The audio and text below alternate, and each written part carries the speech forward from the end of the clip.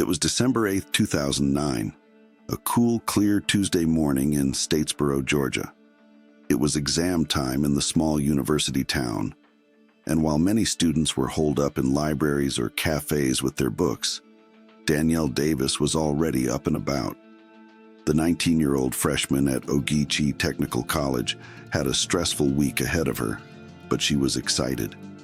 In a few days, she was going home to be with her mother, who was undergoing risky heart surgery. Her love for her family was unwavering, and no one who knew her doubted that Danielle would keep her promise. By noon, Danielle's mother was already at the hospital, ready for surgery, but Danielle didn't show up. Her mother tried unsuccessfully to reach her. Calls went unanswered. When Danielle's grandmother Dale also got no answer, her concern grew to sheer panic. Danielle was reliable. She would never be late, especially not on such an important day. Dale finally turned to the dorm administration. Her request was simple. Someone should check if her granddaughter was okay. No one was prepared for what followed. When the administrator opened Danielle's door at around 3 p.m., he was met with a sight that left him reeling into the hallway without a word. Police investigator Jody Stefford was on patrol that afternoon when she received the call. In a town where the police were usually called for disturbances or theft, finding a dead body was an exceptional occurrence. When she arrived at the dormitory, she was greeted by distraught staff members. Their fixed stares, trembling hands, and uncontrolled sobbing all pointed to a scene that had been burned into the witnesses' memories. Danielle lay lifeless on the floor of her room. Around her was a jumble of clothes, furniture, and personal belongings. A laundry basket covered parts of her body, and an overturned chair lay on top of her. It looked as if someone had tried to hide her or bury her. Her t-shirt had ridden up, her face was covered in bruises and bloodstains. A laptop cable was wrapped around her neck. And that wasn't all. A second cable, presumably from the stereo system, was also wrapped around her neck, and the tip of a mechanical pencil protruded from her mouth, thrust deep into her throat. It was a crime scene that even experienced investigators rarely see. Excessive violence, almost staged, signs of a struggle, an attack that showed anger or deep hatred. It was clear this was no random victim. Someone had wanted to kill Danielle Davis and had done everything to make sure she didn't survive. From that moment on, it was clear that this story would not end anytime soon. Danielle Davis was a young woman full of life, ambition, and warmth. Raised in Georgia, she was the center of her family from an early age. After the early death of her father, she took on responsibility, quickly growing into the role of the little adult, and was, above all, one thing, reliable. She loved her mother Stephanie and her grandmother Dale dearly, two women she looked up to as role models. When Stephanie fell ill, Danielle knew immediately that she wanted to study medicine. It wasn't just a degree for her, it was a labor of love. She quickly settled in at Ogeechee Technical College. She lived in student accommodation, took classes, worked part-time as a waitress, and enjoyed her newfound independence. Despite the stress of her studies, her part-time job, and her mother's illness, she managed to stay cheerful. Her infectious laugh became her trademark. She found it easy to make friends. Men were also attracted to her, but Danielle remained reserved. Her education was the most important thing to her. One of these men was Shane Allman, whom she had met while working in Savannah. Shane was older, charismatic, and seemed genuinely interested in her. But the relationship was complicated. Distance, commitments, and mistrust made it difficult. Danielle liked Shane, but she never let him get close to her. Perhaps she sensed something she couldn't put into words. Despite her many acquaintances, Danielle didn't seem to have anyone who really wanted to hurt her. This made her death all the more mysterious. The police were under pressure. The night after the body was found, investigators began questioning people in the area. Friends laid flowers and lit candles in front of the dormitory. It was as if the whole town had stopped breathing. Among the mourners were two young men, Gerard Cook and Kurt Hyde. They were among the last people to see Danielle alive, and they volunteered to talk to the police. According to their statements, they had spent the evening before the murder with her. Together with a third friend, Daryl Priestley, they had visited Danielle to relax a little before their exams. Danielle had driven them to a remote parking lot to pick up Gerard's car. Then they had driven back to her room. There they sat, watching TV, talking. Nothing unusual, they said. Around 10:30 p.m. they said goodbye, and Danielle had been in a good mood. Gerard and Kurt said they went home afterwards, and Daryl drove to the library. They swore they had nothing to do with the murder, but their statements were difficult to verify, and the most important witness, Daryl, was suddenly unavailable. The investigators were cautious. Voluntary statements did not necessarily mean innocence.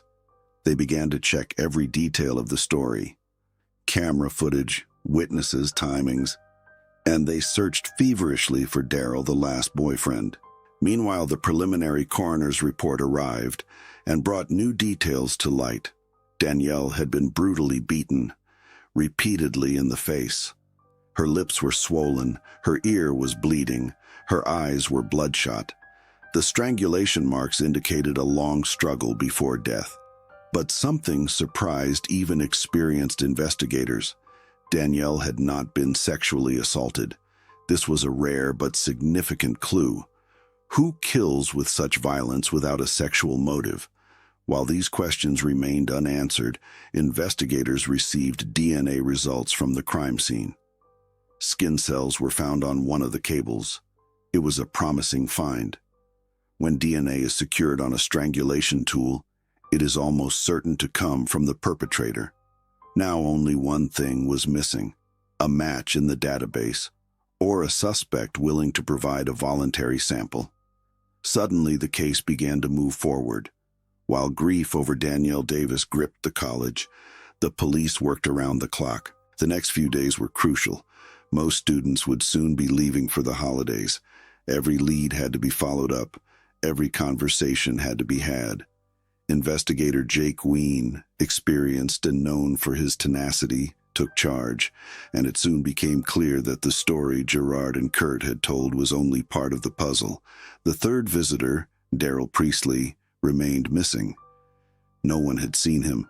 No one could say where he was. His friends said he had gone to the library after meeting Danielle. But the cameras did not confirm this. On the contrary, they showed that Daryl had not entered the library at all. So why were they lying? When Daryl finally turned himself in to the police, the investigators were ready. The young man seemed calm, almost relaxed. At almost 2 meters tall and with a strong build, he was hard to miss. But his behavior was rather reserved. He spoke in a friendly but evasive manner. At first, he said he had gone to the library to study. Then, when the investigators mentioned the footage, he changed his story. He said he had only gone to the door but had forgotten his USB stick. So he turned back. These contradictory statements alone made him suspicious.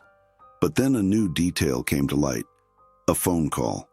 Shortly before she died, Danielle had called someone. The number belonged to Daryl Priestley. 2 short calls right after her conversation with her boyfriend Shane. What did that mean? Shane Allman had already been removed from the list of suspects at that point. His phone records, his location, his statements, everything matched. He was in Savannah at the time of the crime and couldn't have driven back to Statesboro without leaving a trace. But in his last conversation with Danielle, he had heard something. Someone knocking on her door. Danielle had said it was Abby. But when investigators visited Abby Norris, it quickly became clear. She had nothing to do with the visit. She hadn't even been there. So Danielle had lied. But why? Maybe she didn't want to tell Shane that someone else had visited her. Maybe it was someone whose presence could cause problems. Or maybe she just wanted to reassure him. The police suspected that the person at the door was Daryl, and that the conversation with him may have ended in murder. When Daryl appeared for questioning, the investigators confronted him with the phone records. At first, he showed no emotion. But then he said he had forgotten his cell phone at Danielle's and had gone back to get it. She had let him in.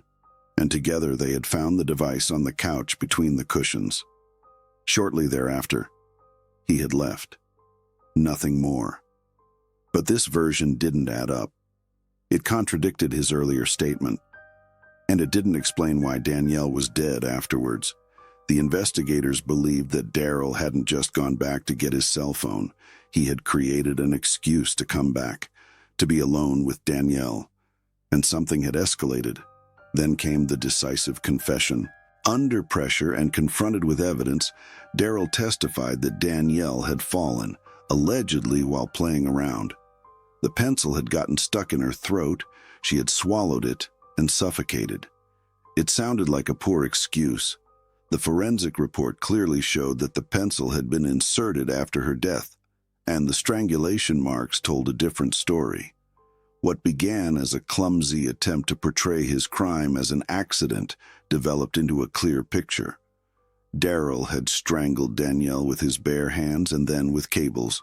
He then tried to cover up the crime using bizarre methods. The pencil, the mess in the room, the laundry basket, it was all staged. But he had made one crucial mistake. He had left traces, and the truth could no longer be concealed. On December 22, 2009, just 2 weeks after Danielle Davis's murder, Daryl Priestley was arrested. The investigators had enough. DNA traces on the cable that had strangled Danielle matched his.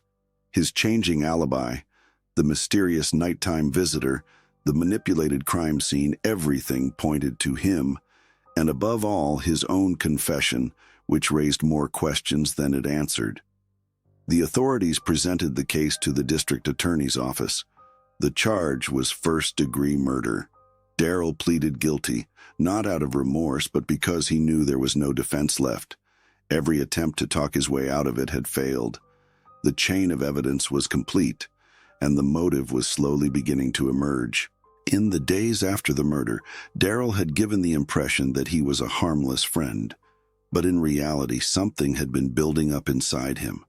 Perhaps jealousy, perhaps rejection, perhaps an obsessive affection that turned into violence.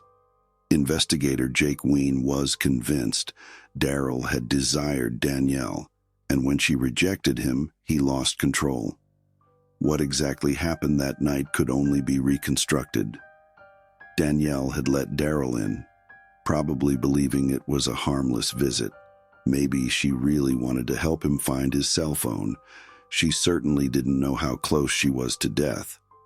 Then an argument broke out, perhaps followed by unwanted advances. Danielle fought back, and that was when the violence exploded. The evidence in the room told the rest of the story. The struggle, the assault, the strangulation with cables and hands, the perpetrator's desperate attempt to cover his tracks.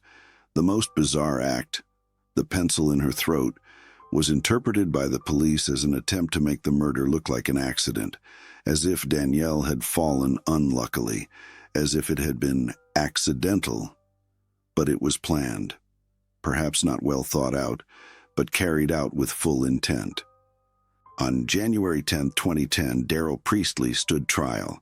The prosecution demanded a life sentence without the possibility of early release. The court agreed. Daryl showed little emotion during the trial. No tears, no explanations. Just a brief, barely audible admission of guilt. It was no consolation to Danielle's family, but it was justice. Their daughter was dead, brutally murdered by someone she knew and trusted. At least they never had to fear that this man would ever be free again. The small town of Statesboro was shaken. Vigils remained on campus, and the dorm room where it all happened remained empty. Danielle Davis became a memory that many could not let go of. Her story had become a symbol of lost innocence, of the incomprehensible that can happen right in our midst. The students who knew him reacted with shock. For some, it was as if a stranger had been hiding behind the face of someone they knew. For others, it was an unsettling feeling. The killer was not a stranger from outside. He was one of their friends. For many, one question remained: could it have been prevented?